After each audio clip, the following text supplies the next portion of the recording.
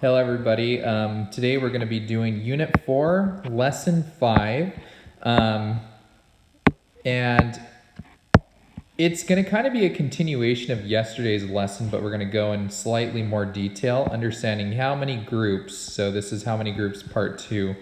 Hopefully by the end of today, you are able to create a diagram to represent and solve a problem by asking how many groups in which the divisor is a non-unit fraction, and explain orally the solution method. We're also hoping that you can identify or generate a multiplication or division equation that represents a given situation. So in a nutshell, we really hope that you're able to describe these situations, especially when using fractions, and that you're able to generate equations, okay? So the first one is going to be pretty simple, but we're hoping you can use this model to generate some extra equations, okay? So how many groups of 5 fit into 10? So let's take a look at the diagram first, which we see right here. And we have 10 boxes, 1, 2, 3, 4, 5, 6, 7, 8, 9, 10. But how many groups? So we know division always refers to groups, right? And in this situation, how many groups of 5? So let's take a look here. 1, 2, 3, 4, 5. So that's one group of 5. And then 1, 2, 3, 4, 5, 2 groups of 5. Okay? So it looks like there are 2 groups of 5 that can fit into 10. Division equation. So remember, with the division equation, we always go from the top down, right? Division, okay? So division right here would be 10, because that's the top number, divided by 5 equals 2.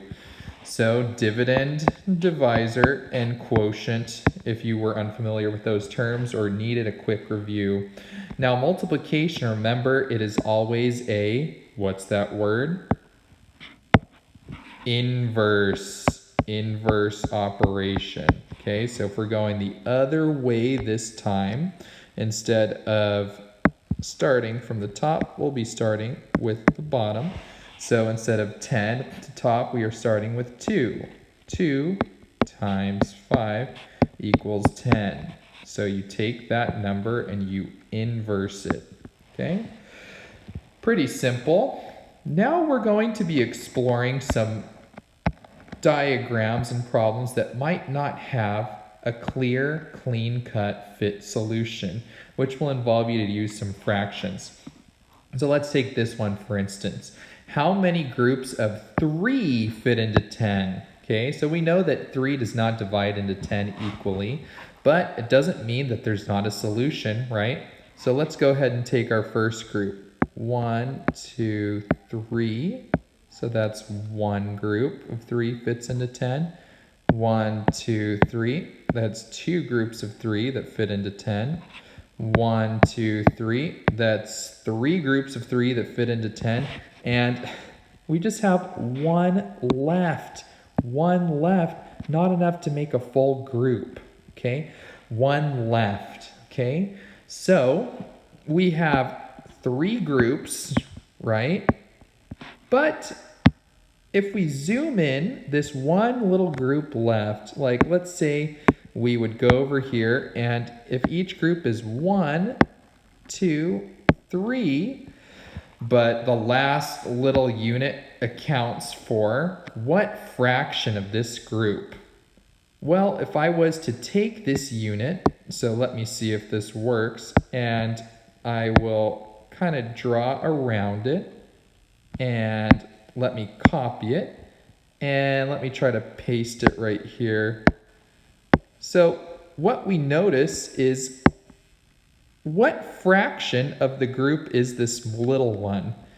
Well, it looks like this one remaining is exactly 1/3 of an entire group. 1/3 of an entire group. Okay? So with that said, it will be exactly 1 group, 2 groups, 3 groups, and 1/3 of a group. Okay, so hopefully you can visualize exactly why that would equal 1/3, because this is 1/3 of this. Okay. So naturally, our division equation, because we're going from the top to the bottom, we can easily conclude that 10 divided by 3 equals 3 1/3. Or if we wanted to add a multiplication equation, we go the opposite, the inverse, and we can conclude that 3 1/3 times 3 equals 10. Okay, so any questions about that? All right, so hopefully you understand how fractions can work in these situations. We're going to do just one more so that you can really visualize it completely. So this time, how many groups of 2 fit into 7? So how big are our groups this time? They're 2, and we have 7 units.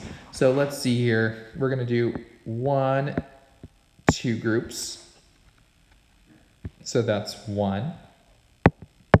And here are 2 groups of 2 and 3 groups of 2. And do we have enough to make a full nother group? No, we don't. We only have 1 left. But if we zoom in, we need to figure out what fraction this one lonely one would be out of an entire group. So if an entire group equals 2, but we only have 1 left, what fraction of that 1 will equal what we want it to equal? Okay, so let me just go ahead and highlight that again and copy and paste. So it looks like if I take this group right here and size it up to these, it's about half of a group, okay? And that makes sense because, well, 1 is half of 2. 1 is half of 2.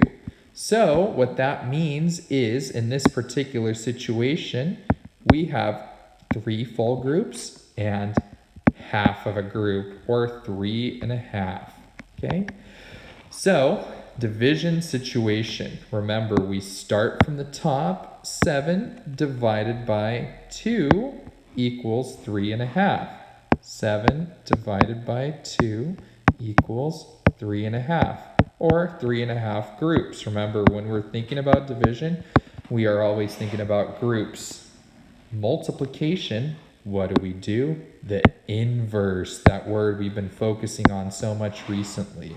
So instead of 7 going first, we can simply put 3 1/2 first times 2 equals 7. Okay, and that is that. Hopefully you can understand how to use diagrams now to make sense of groups, even if they are a representation of fractions. Okay, thank you for tuning in, and we will see you next time.